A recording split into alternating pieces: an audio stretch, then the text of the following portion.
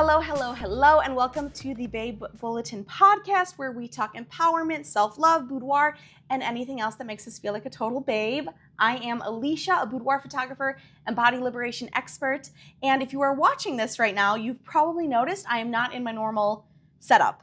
I'm currently actually at WPPI at the Rio in Las Vegas, and WPPI is the world's largest photography conference, so I'm very stoked to be here because I'm meeting a ton of new people, which is great, and I get to reconnect with people that I've already met before. So I'm here with Keira, and we met way back in September at the Boudoir Summit, but I feel like I've been following you on Instagram forever, so I'm like, I have an established relationship with this person. We're best friends. So I really appreciate you coming and being here because I know that your schedule is nuts, and I do this to myself. It's fine. Well, I very much appreciate you have my forever gratitude. Yay. And I'm excited to chat with you a little bit. So for those of you who do not know who Keira is, she is a boudoir and like fine art nude model, which is so cool. I got to shoot with her one time. It was amazing. Yes. Tell me a little bit how you got into boudoir modeling. So I started modeling about 10 years ago. I did a boudoir shoot probably as one of my first shoots, minus I would say in college, I had a friend that was into photography, and so I was her like test model for a few things, but I don't really count that. But other than that, I did a boudoir shoot for an ex-boyfriend. The photographer complimented me and was like, "You're really photogenic. Like, you take direction really well. You're really good at this. Like, I would love to have you back sometime. Would you be interested in that?" And I was like, "Yeah, sure." And so she invited me back like a few years later. We reconnected and she invited me back and I did that and I liked that. So then I was like, maybe I could I want to do more of this because I'm a big believer in the more that you see yourself literally through someone else's lens, you can see different parts of yourself and see the beauty in yourself. And every shoot that I've done, I've really seen more parts of myself that I love and not just physical attributes. I feel like people photograph like your vibe and your being and your inner self too. It's hard to explain, but like you see different parts of yourself coming out with different people that you shoot with. So I really love that about photography and capturing images and art. So that's part of it. So I was like, I want to do this more. So I just kind of got in Facebook groups and started networking and started going to group shoots, which were just kind of where people that wanted to build their portfolios, both photographers and models that were kind of new to the industry, could just kind of meet up and do it. Those weren't boudoir. Those were like pinup style and other style. And then I slowly started realizing that I liked more boudoir style stuff and started reaching out to local people and just kind of went from there. And then I met the lovely Terry Hofford, if you don't know her. She's amazing. Through a local boudoir photographer that I had worked with. She was like, "Oh, my friend Terry's coming to town. I'd love for you to meet her. I'd love for you to shoot with her." So I ended up shooting with Terry. And it was amazing. And I loved it. And I loved Terry, Team Terry. And so from there, Terry has really helped, me branch out as a model and helped me, I did portrait masters and WPPI and a lot of things. So yeah, this is my 4th year coming to Vegas. It is my 1st year officially modeling with WPPI and my 4th year modeling for portrait masters technically, even though I'm not modeling for portrait masters this year, but I don't think they kind of had it, but they had a summit. So it's different. Okay. That's a long-winded answer. No, I love it. I love it. I mean, you've worked with so many people. Yeah. And I mean, I'm thrilled that when you said you were modeling at the WPPI, I was thrilled because WPPI has, for a very long time, lacked some diversity on the trade show floor. And it has been my criticism of them every time they send out that survey being like, what can we improve? And I'm like, some different size models on the trade show floor would be great. So I'm thrilled that you are here. And that actually kind of leads me into another question for you. What is it like being a plus size model in an industry that, even though it's grown a lot, boudoir still has a ton of fat phobia in it? Oh yeah. What is that like for you? It's good there's good and bad. I do feel like a lot of people, even people that claim that they are diverse and claim that they're inclusive, will be like, we got one fat model, so we covered that. And they don't understand, like, you can book more than one fat model. Like, you can have an entire shootout with all fat models, and, like, that's okay. Like, because look at a lot of the shootouts that happen, you know, around here, like advertising in this space, most of them are mostly thin white models, if not all just thin models in general. So people will be like, we have diversity, and it'll just be diversity in skin tone. They don't think about diversity on all the facets. They don't think about diversity in skin tone. They don't think about diversity in like disabilities. They don't think about diversity and representation of age. And WPPI this year definitely really like upped the ante. I know that a lot of people haven't seen that yet because it's day one and everybody was in their individual summits. So like I was in the Boudoir summit. I was the only plus size model in the Boudoir summit, but there were only 6 models. So, and then there's the lighting summit. The lighting summit had Sabrina, who is another plus size model and a disabled model and a black model. So like there's that. And then there's Ruby was in the wedding summit today. Sabrina was in the wedding summit yesterday. So like there are multiple plus size models here that are in WPPI, represented in WPPI. Could there be more? Always, always, always, always. But I really appreciate that they, you know, wanted to make sure that everybody was represented. And I've seen different ages and everything like that too. So we're getting there. We're getting there. But as far as, yeah, that's a pet peeve of mine, is like people being like, oh, we have one fat person, so we're good. And I've seen it, you know, like even today, well, not today, but in settings like today where it's what's called a summit. For those of you that don't know what a summit is, it's basically a group shoot or an area where like everybody's kind of shooting different models. Like every model has like their own setup. And then there's a group of photographers that kind of can go between all the people. And we have shooting bays here at WPPI, which is the same thing, but on the showroom floor. So they make like these big areas that all have a theme, and there's a model in each one. So in the shooting bay situation and in shooting situations like this, I've noticed that, you know, there are a lot of specifically men that will skip our booth or skip a booth of a fat person. It's mostly women that shoot me. It is a woman dominated field as far as boudoir goes. Mm-hmm. But there still is some fat phobia. They'll still come up to me and say like, oh, you're so confident, or you're so brave. And they don't understand that a lot of these things that they're saying are like backhanded compliments. They're trying to hype me up, but it's like, that's not hyping me up. Like, you're putting the onus on me, being like, oh, like, as a fat person, like, I expect you to not have any self-confidence and not want to do this. And like, or they self-project, because a lot of these people that are saying this to me are my size or are bigger. And they're like, oh, I'm so glad to see you here, but I could never do what you're doing. Yeah, they add and that like, disclaimer of like, you're confident for your size. Yeah. And it's like, or like, oh, I love that you're wearing this, but I could never wear that. Okay, I don't need to know that. Why are you telling me that? I don't care, to be honest. I don't care that you can never wear this, because guess what? You're not me. I'm wearing this because I want to wear it. Yes, 100%. Yeah. So yeah, that's another long-winded answer of. Sorry guys, I only speak in long-winded answers. But yeah, that's a small tidbit, believe it or not, of many of the things that we see. Yeah. But I still love it. I mean, there's so many amazing things that happen, like so many connections I get to make, and you know, I'm gonna do it till I die. Like, I don't care. I don't care if I'm like laying in a hospital bed being like you hospital modeling, the IV in and the leg up. Make the pamphlet. I'll be in the pamphlet. It's fine. I'm a model somehow. I'll model for like walkers, you know, like I'll find a way. I love it. Okay, circling back to like the confidence thing, right? I feel that in this genre, it is very intimidating for a lot of people. Not necessarily, like, just for the genre itself. Like, everybody who does not normally model that I've worked with is pretty nervous in front of the camera. Yes. I was wondering if you have any, like, tips for folks who really want to try boudoir, but it's terrifying to them. Like, what would you tell them to get them to feel a little bit better in front of the camera? Well, first, you need to be confident about your body. If you're not confident about your body, you're not going to be confident in front of the camera. And obviously, they kind of, like, go hand in hand, because you'll get more confident in yourself and more confident in your body as you take more photos.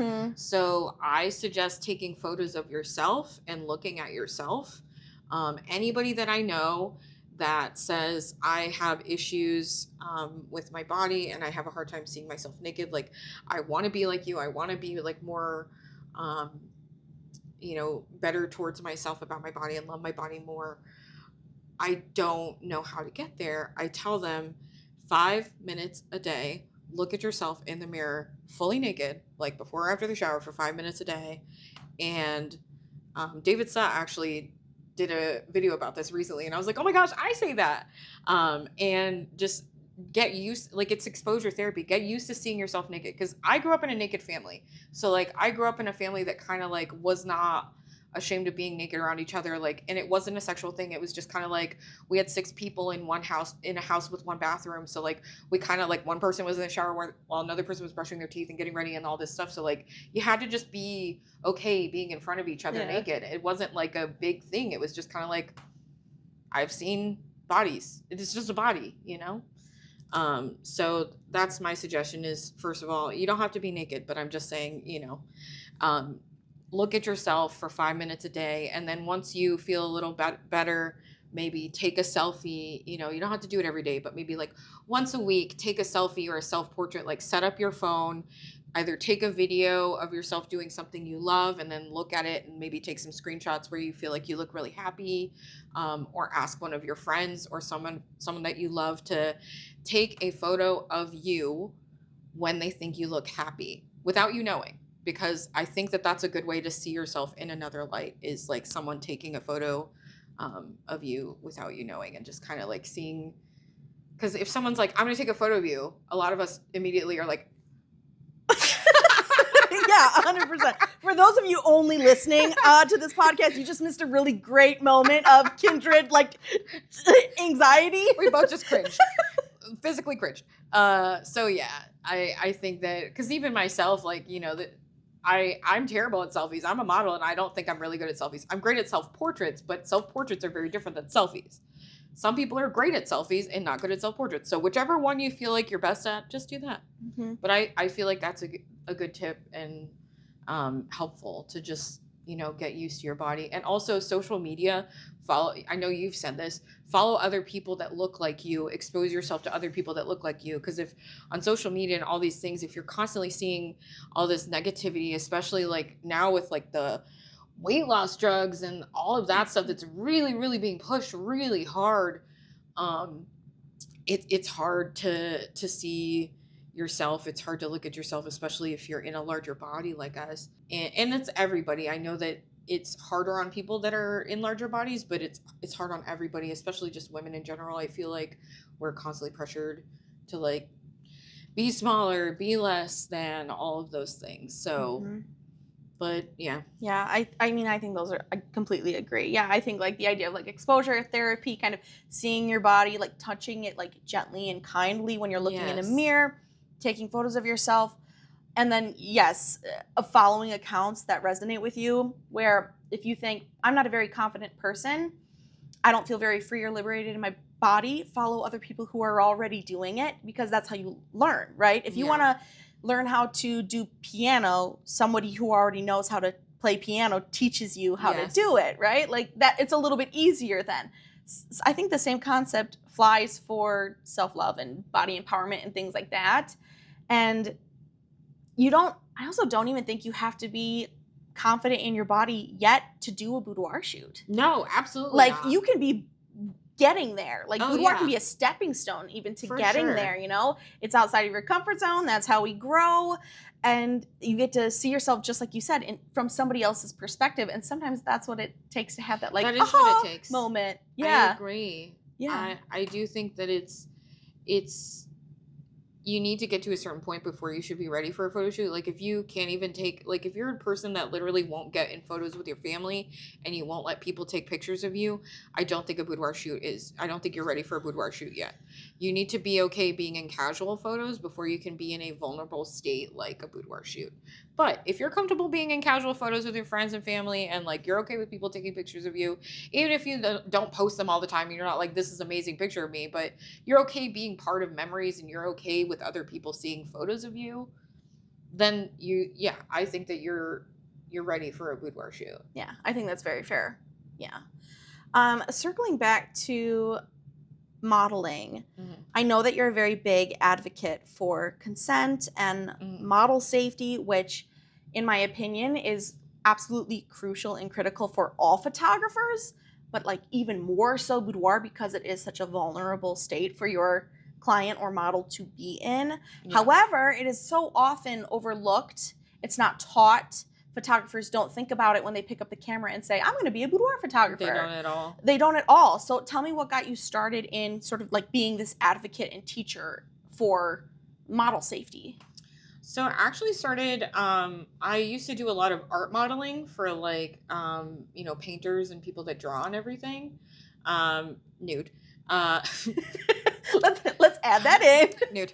And I really loved it, but I did some conferences in which I would pose for these, like painters and artists and stuff, and I noticed that some people just seem to completely forget that we were like a vulnerable naked body and would get within like our safe space and like not realize that they were like close to like they wouldn't touch me inappropriately or anything like that, but they would be like, oh, can you just move your hand for this pose? And these weren't just like random artists, these were like professional artists that like should know better. And I thought about it and I was like, this is something that I think is important in this community. And then when I started doing boudoir modeling, I was like, oh, it's pretty much anywhere anybody's in a vulnerable state. And the more I started doing conferences, I realized how big of a problem it was because it was happening to me every single day at conferences. It happened to me a few times today. I will say it didn't happen as much today as it has in the past because WPPI was very good, at least in the Boudoir Summit today. Every model had a photographer at their area, like making sure that everybody was following the rules. They were timing everybody, and they told every single person before they got in front of us, remember, don't touch the models, remember this, remember that. And it was like the first thing that they said, every person. And so even after that, there were still a few people that still touched me. And again, it wasn't with malicious intent. It wasn't anything like that. It's not about that. It's about respect and understanding safety and practicing that. And I'll admit that I have done it myself. I actually picked up a camera recently. I know we're branching out. And I was at a friend's shoot that I was assisting at. I was helping with posing and other stuff and styling. And a photographer that I knew was modeling. And because I knew her, I was like, oh, we're going to do something right here. And I like touched her arm and I was like, oh my God, I just did the number one thing that I tell everybody not to do. And I just did it to you. And I called myself out and I freaked out. And I was like, I'm so sorry. But, I understand that like mistakes happen. The people that did it to me today, none of them knew me. But they touched me and I was like, no touching, remember? And they were like, oh my God. And I was like, it's okay. I was like, I'm just reminding you, do not touch the models. Mm-hmm. So it's just something that if everybody doesn't enforce it, things aren't going to change. So I'm really glad that WPPI seems to be working towards that. And because they're such a big conference, I really appreciate it. And I think that I know that it's not just me doing it. I know that there's many people that talk about it, but I'm glad that it seems like people are listening to everybody that's talking about it because I have hope that it can get better. And I'm also talking to the models because it's up to us to advocate for ourselves too when other people aren't catching it. And everybody now knows, they're like, oh, Keira will tell you. Do not worry. She'll tell you not to touch people. And like I tell the other models, I'm like, listen, do not let people touch you. Make sure you advocate if someone puts you in a position you don't like things like this.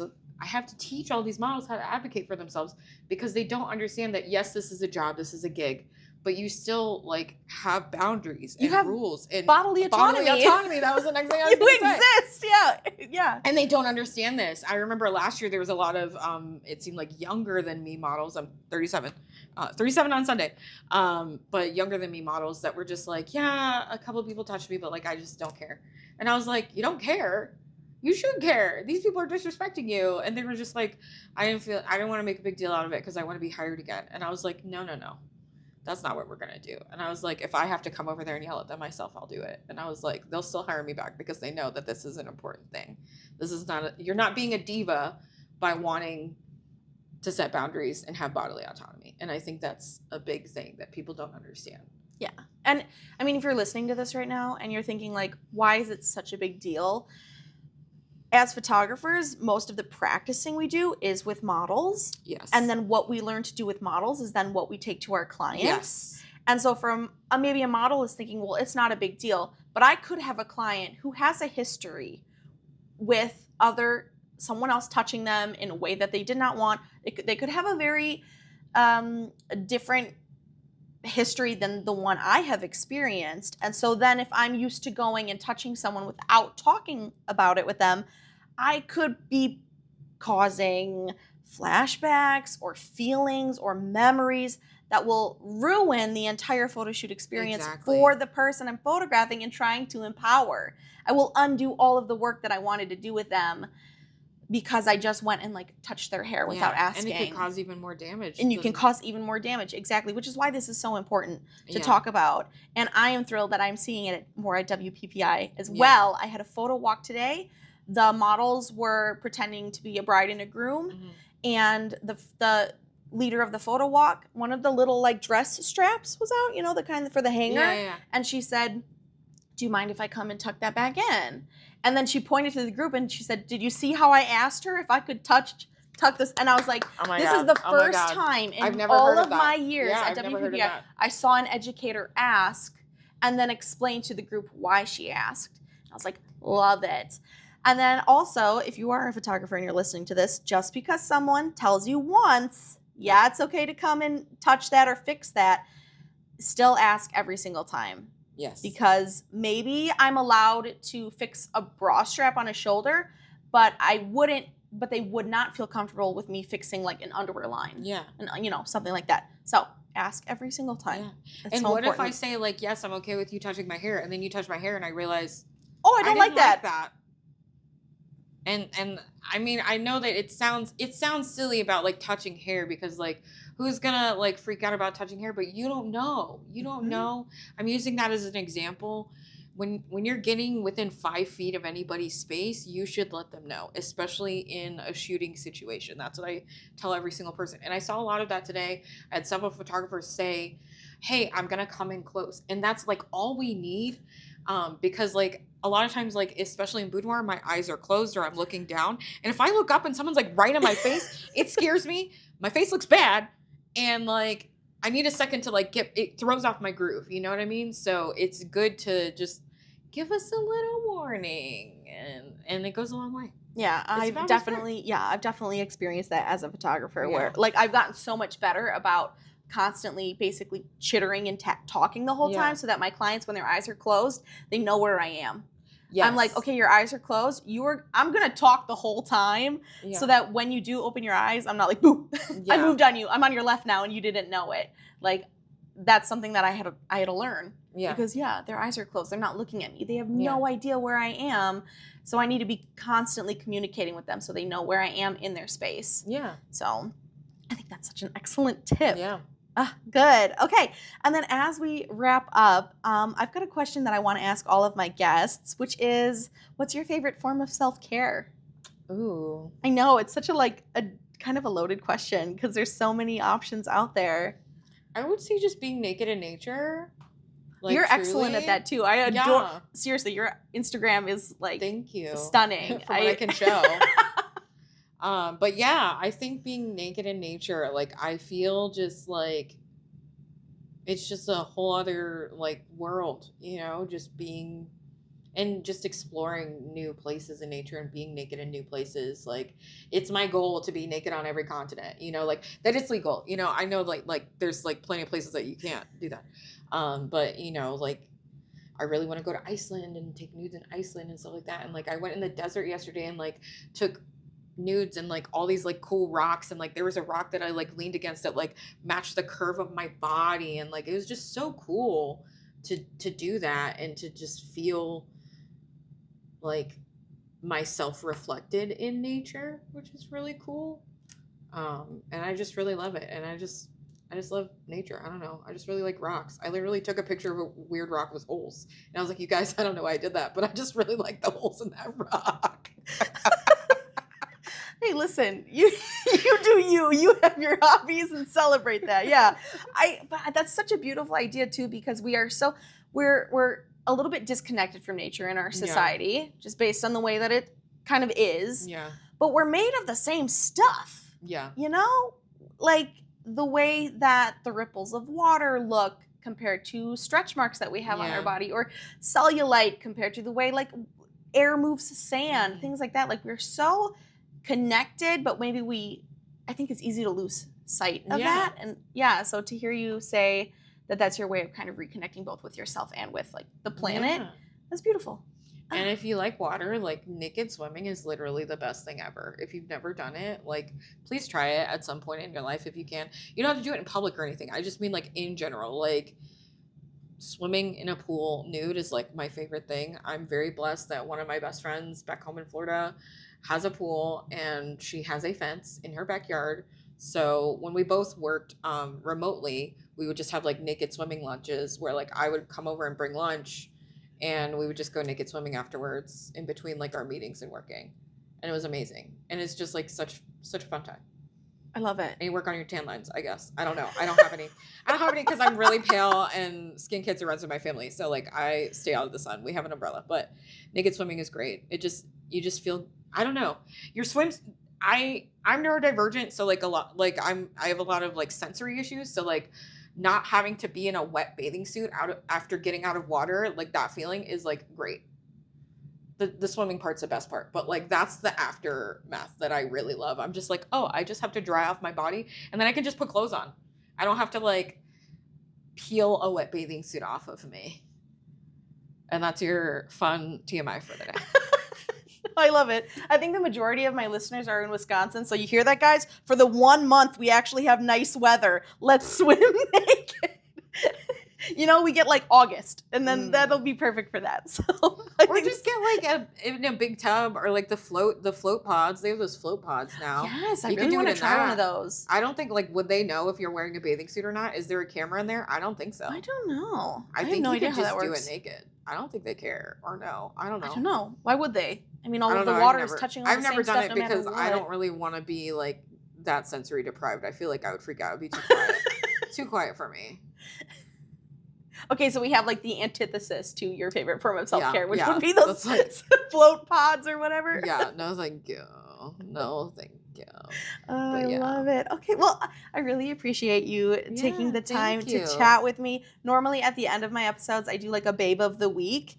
And honestly, I'm just going to shout out all of the models at WPPI because it was not, if it's not for the models who show up and work really, really hard at WPPI. Really hard. People like me who are photographers would not have anyone to practice with, try new things, and experiment and explore and like become better photographers for our clients back home. So I have nothing but like love and utmost respect for the people who show up and model for us because it really does make the experience here at WPPI so much better. So I would love it if you could just tell people, you know, maybe what you've got coming up or at least where they could find you online if they want to follow you. Yeah, my Instagram is really hard to spell, so you'll tag me. We'll link it in the description of the episode. But it's Keira Leilani. I'm Keira Leilani on everything pretty much. What do I have coming up? I mean, this is pretty much it. Like WPPI is the biggest thing that I do every year as far as like big events.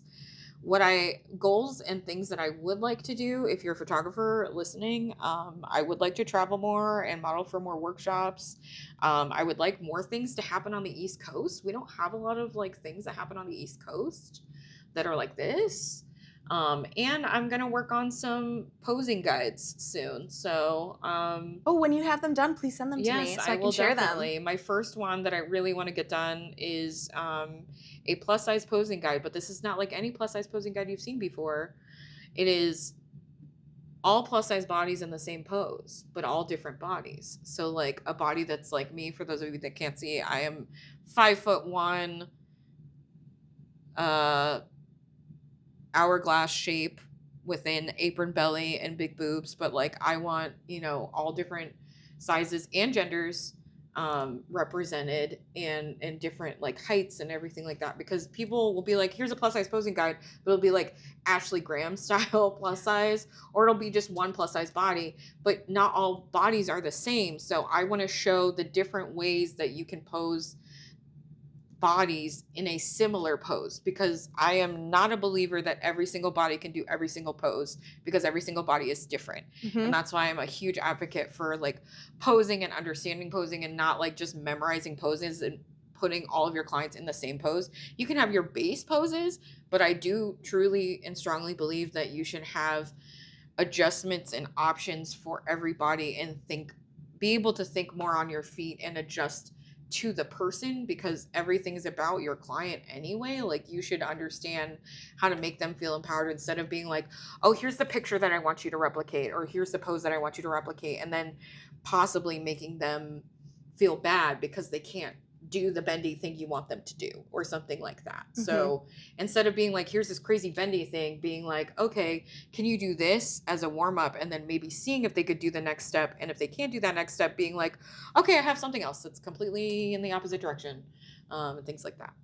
I love it. Well, I'm excited to see those come out then. Yeah. And make sure you guys follow her, because, yeah, your work is stunning. And I hope lots of people book you, because they should. Please book me. Excellent. Well, again, I appreciate your time. If you want to support the podcast, you can rate and review it. That's how we get more ear holes on this bad boy. And then if you want to hang out with the studio or support the studio, we're Bucks and Boudoir just about everywhere, or bucksandboudoir.com, and that's how you can find me. But again, enjoy the rest of WPPI. Thank you again so much for being here. It was so good to see you, even if it was just for a little bit. I hope to catch you at the shooting bays. Oh, yeah. I'm there every day. So yay! I'll hunt you down. I'll find me. Yeah, when I know where I am. I don't know anything yet, so okay, it's all up in the air. All right, it'll be a fun scavenger hunt for me. Yeah, find my seat in my pants. Well, I'll try and post tomorrow when I find out where I'm at, so people can come find me, but I don't know as of yet. Excellent. Well, perfect. Thank you so much. Thank you. Thanks for having me. Bye. Thanks, guys.